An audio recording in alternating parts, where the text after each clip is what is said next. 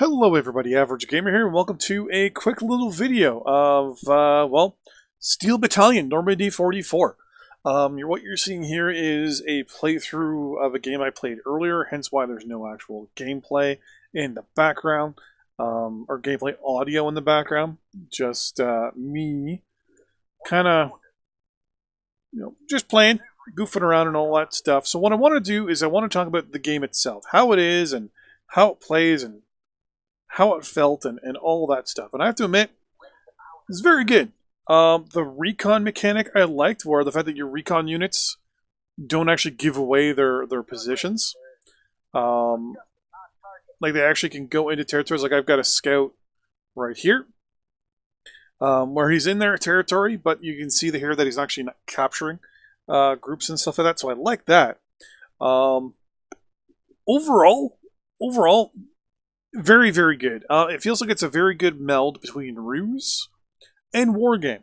Wargame had the mechanic of building up decks and utilizing points and things like that, and then pitching one army against another. Well, in Steel Division, it's definitely got the RTS aspects of Ruse with the car building aspects of the Wargame franchise. And I like it. I like it, the meld of the two.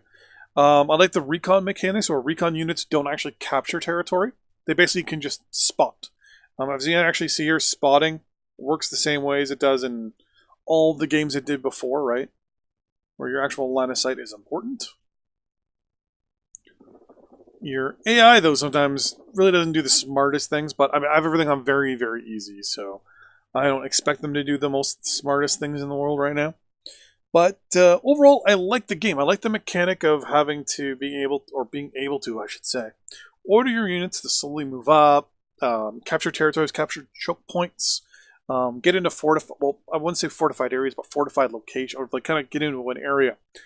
For example, I've got my units. I initially started off. I pushed my units to here, this little hedgerow, and then this town. Or actually, initially it was the southern part of the town, and then I slowly moved my way up through the town, as you can see here.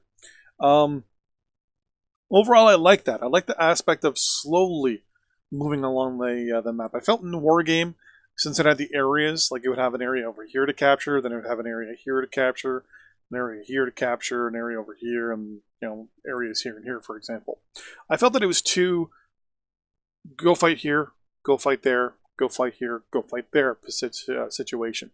Well, this one, it's more, here's the front line, here's kind of how it's situated. You can kind of see it on this map a lot better. Bad guys are on that side. You guys are on this side. There you go. Now, just because the front line, for example, is like this, doesn't mean there's anyone in there. That just means we don't have any units that have pushed back the front yet. Like, I can actually order this Willie's Jeep if I want to go all the way down here. And I wouldn't be surprised if he actually captured the majority of the right side of the map now. Let's go to very fast real quick. Oh, never mind, he actually got destroyed. But now you'll see, right? Everything kind of snaps back. So I like the fact that the front line is very elastic. We have units behind the lines that you notice nothing got moved. Probably because the Germans have troops probably around here, or maybe around here, or even in this area. We have recon units behind the lines over here that haven't captured, which is good. I like the fact that recon units don't do that. Artillery and air work really, really well. I like that. I like how they feel. I like the feeling of the aircraft in the game. I feel like it feels natural. Let's do some rocket attacks here. Whoosh. Overall, very, very good. I like the feel. I like the combined arms feel too. Like, even if you're infantry, you're not just straight infantry, right? You'll have some, mechanized infantry and all that stuff. You can do specific themed units, like the Fallschirmjäger, aka the German paratroopers, Panzer divisions, dragoons, which are basically infantry that are mechanized. So mechanized infantry, motorized infantry, the classic American armored corps divisions. You can even build later on, obviously, when the game gets full release, there'll be Canadian, British, German, and American units. So as the Canadians, you can actually build up an actual Canadian division. We had airborne, so that shouldn't be a problem. It's basically everyone who got involved in Normandy itself. So people that are complaining about the fact that there's no Soviets, there's no Italians, there's no this, there's no that.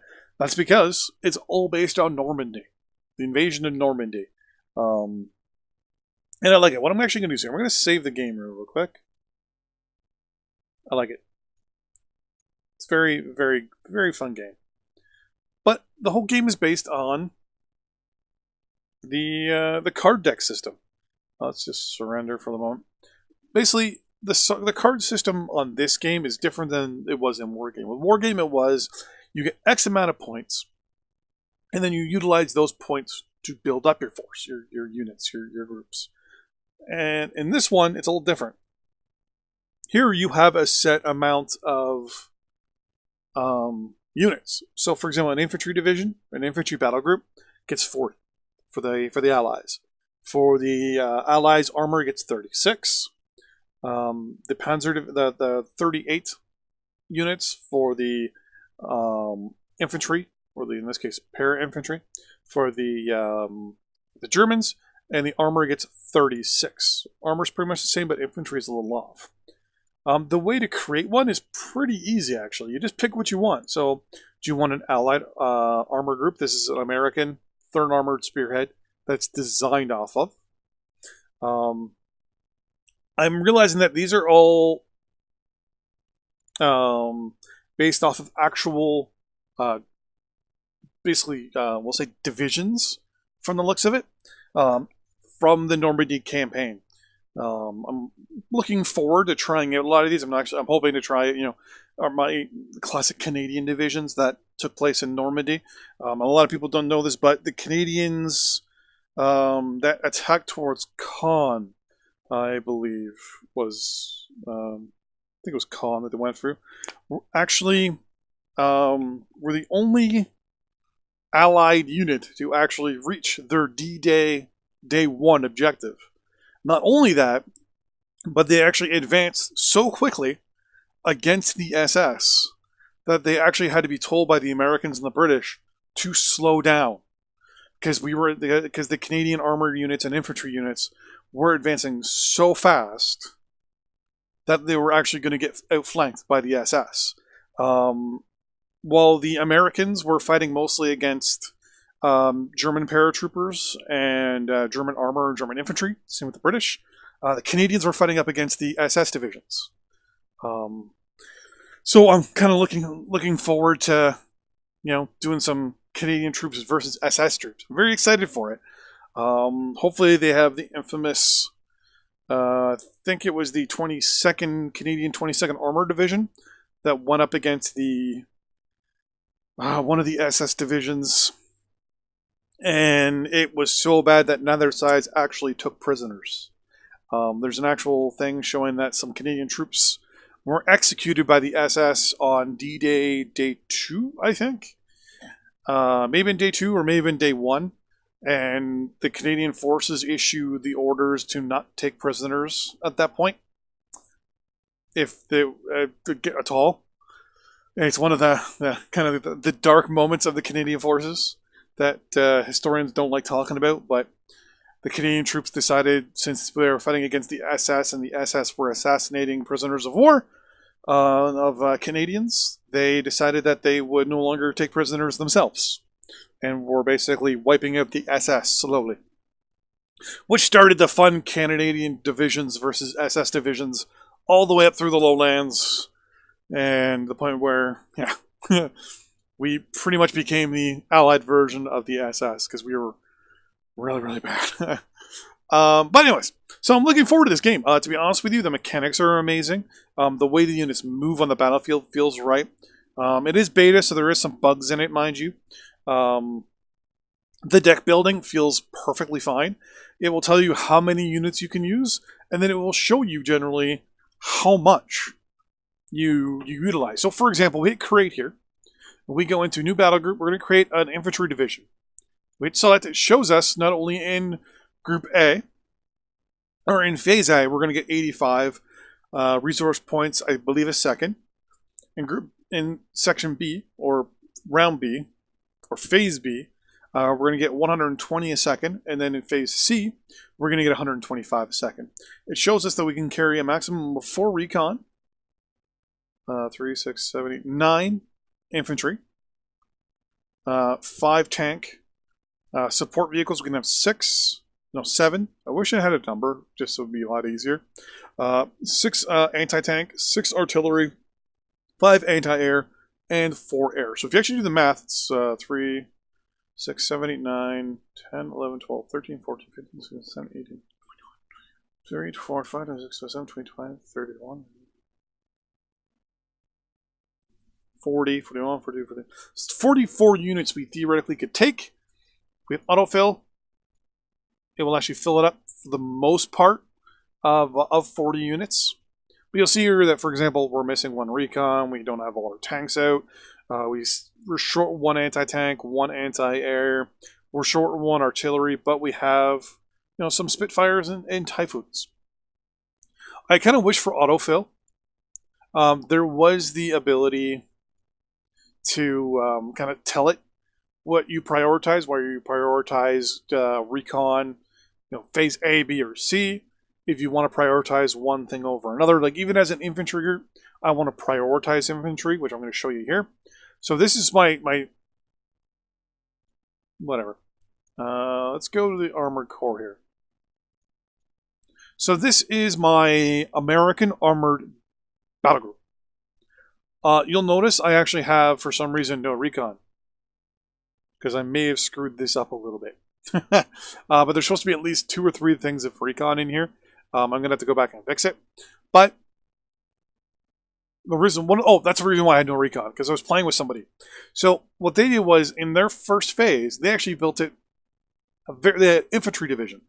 So because I am very B phase and C phase, kind of need be, what he did was he actually decked out a lot of guys for A for recon, because he was an infantry unit. So the plan was the infantry unit would be moving up and moving across the front line and basically holding things and taking the main parts and just kind of causing little choke points all around the map. Then what I would be doing as the Armored Corps would be to moving up my infantry in support of whatever defenses they needed and wherever we needed to push. And then I would bring up my tanks, obviously, and punch through wherever I needed to go.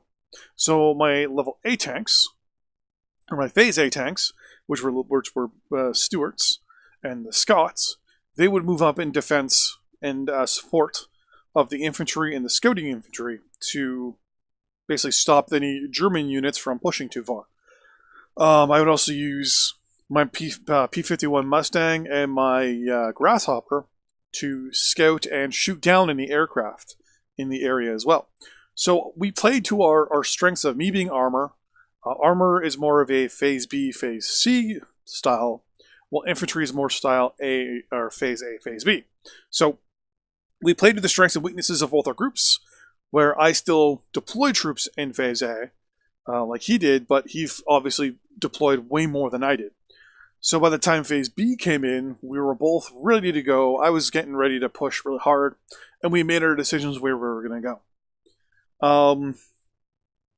Overall, I love this game. It is very...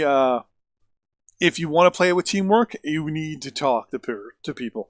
Communication is a big deal. It is fun. It is amazing to play. My only problems with the game are as follows.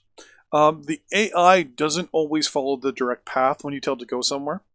Sometimes it takes side roads when it shouldn't, or it'll drive towards the enemy and then turn all the way in front of them. And instead of going, say forward, make a left on the first street, make a right on the next street, and kind of go through a dirt road, it will instead take the paved road, even if the paved road goes through a town that the enemy controls, which doesn't make any sense. So, there's that. There is the odd sound bug here and there with static. That's no big deal. It's like, once again, it's beta. A lot of the bugs are little tiny ones. Overall, I have to admit, for a game that's coming out this year, I can't believe I'm going to say this, but it has no major flaws that I can see so far. The AI sometimes does have a tendency of not calling in certain units, or even hesitating, we'll say. Air units, it mostly will utilize the fighters. But at a certain point, it will stop utilizing fighters when it realizes that it's no longer a viable strategy.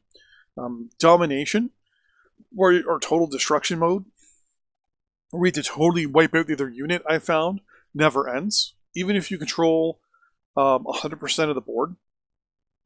Well, that's the other thing too. You can never control 100% of the map. It's the weirdest thing. When I push towards the edge of the map on the other team's side, the map is always trying to push out a little bit. Even if they're not spawning any units anymore. I've wiped them all out. It won't allow me to capture the map 100%. It should give you the ability to, if you have 100% or 98 or 99% of the map, just auto-end the match. Because it knows. Like, if you're down to less than, if I control 98% of the map, the other team has no spots to spawn troops anymore. Or no ways to, they probably don't have any troops left. So I figure an auto-win scenario would be better. The amount of units that you get are pretty good. The maps are really well designed. The line of sight system, very, very good. Basically just built upon from Ruse to Wargaming to obviously to Steel Division. The air combat between aircraft it's okay. It still feels a lot like it does in Wargaming, where the aircraft come in, they basically just spin around, and whichever one is being told to attack second usually wins.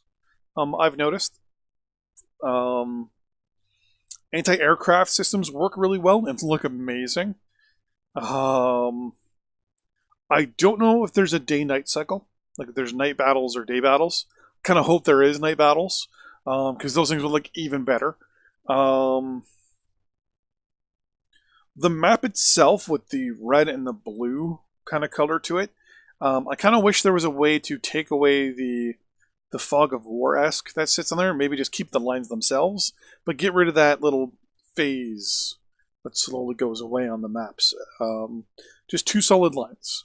Which brings me to my most favorite part of the game. So, Eugene Systems with Wargame, Red Dragon, European Assault, and Air Land. I think it's Air and Land. Wargame Air Land Battle. And obviously Ruse as well. Has never really been a big supporter of mods. Until now. Since Paradox is involved, I can show you right away. There are already mods in the process, obviously, of being worked on, but let's back out. We're going to leave that. But there's an actual mod center already starting. I'm really excited for this. I'm looking forward to, hopefully, the mods coming out. So overall, here is the price. $51.99 Canadian. Overall, there is 10v10 multiplayer battles. 1v1, 2v2, 3v3, 4v4, 5v5, etc., etc., etc. Maps are amazing. It is fun. You can play skirmish against the AI. There is a campaign coming out. The game comes out on May 21st. Overall, so far, I got to admit, I like it. There is, like I said, a little bug here and there, but there we go. May 23rd, to be specific. That's overall good game. And right now, as you can see, 883 people have already pre-ordered the game. It's an amazing game. I think it's worth the, for me, it was 50 some odd bucks after change. I think it's worth it. I like it. Anyways, thanks for watching. I just wanted to kind of take this video, throw this video out there real quick. I know I haven't done really many videos this week, but I still wanted to get this one out to tell everyone about this game and the fact that I haven't been able to stop playing it for the last 2 days. And I've been trying to do a lot of things around the house, and this game does not help. Thanks for watching. See you guys later. Bye-bye.